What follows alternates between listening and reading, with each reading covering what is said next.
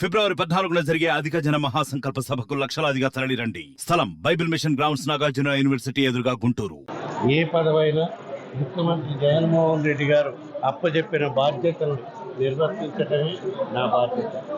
మరీ ముఖ్యంగా ఇప్పుడు జరగబోతున్న సార్వత్రిక ఎన్నికల్లో మళ్ళా ఈ రాష్ట్రంలో 175 నియోజకవర్గాల్లో కూడా వైఎస్ఆర్ కాంగ్రెస్ పార్టీ అభ్యర్థుల విజయానికి నా వంతుగా కృషి చేసి మళ్ళా ఈ రాష్ట్రానికి ఏదైతే సంక్షేమ పథకాలు అభివృద్ధి కార్యక్రమాలు గత 5 సంవత్సరాల నుంచి రాష్ట్రంలో అమలవుతున్నాయో, వేలాది కోట్లాది మంది లబ్ధిదారులు వాళ్ళ జీవితాల్లో వెలుగులు నింపడం కోసం ముఖ్యమంత్రి జగన్మోహన్ రెడ్డి గారు ఏదైతే కార్యక్రమం చేస్తున్నారో దాన్ని ఇంకా ముందుకు తీసుకొని పోవాలంటే మళ్ళీ ఈ రాష్ట్రానికి ముఖ్యమంత్రిగా జగన్మోహన్ రెడ్డి గారు రావాలి. కాబట్టి వాళ్ళందరి జీవితాల్లో వెలుగులు ఇదే విధంగా ఇప్పుడు ఎట్లా ఉన్నాయో అదేవిధంగా రాబోయే రోజుల్లో ఉండటం కోసం తప్పకుండా ఈ రాష్ట్రానికి మేము జరగబోయే ఎన్నికల్లో ముఖ్యమంత్రి జగన్మోహన్ రెడ్డి గారు వస్తారు.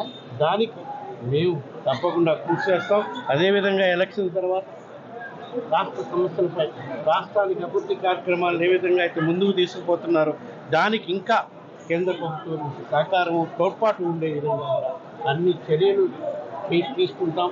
దానికి మేము రాజ్యసభ సభ్యులు కానివ్వండి, పార్లమెంటు సభ్యులు కానివ్వండి, తప్పకుండా రాజ్యసభలో లోక్సభలో మన రాష్ట్రానికి అందించిన అన్ని కార్యక్రమాలను కృతజ్ఞతలు జరిగేటట్టు కేంద్ర ప్రభుత్వంతో సహకారం తీసుకొని ముందుకు పోతామని చెప్పి తుది జాబితా ఉంటుందో అనుకోవాలా. ఫైనల్గా అన్ని సీట్లు అనౌన్స్ చేసినప్పుడే చిన్న చిన్న 1-2 మార్పులు ఉంటే చేయటం జరుగుతుంది.